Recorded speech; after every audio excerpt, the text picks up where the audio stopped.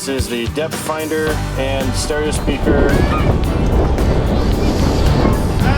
the hatches!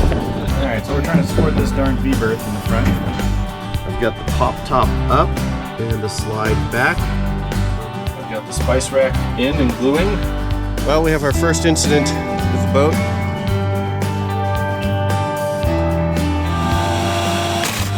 Okay, here we go.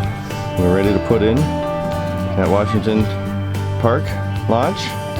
The kids are all loaded. The anchor's on board and the kiddos are stored to be rolling in randy dandy-o. Okay, this is motoring at 6.8 knots. Okay, ripping along.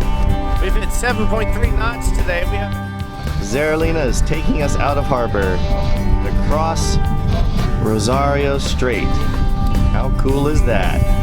Awesome. It's awesome. Oh, good.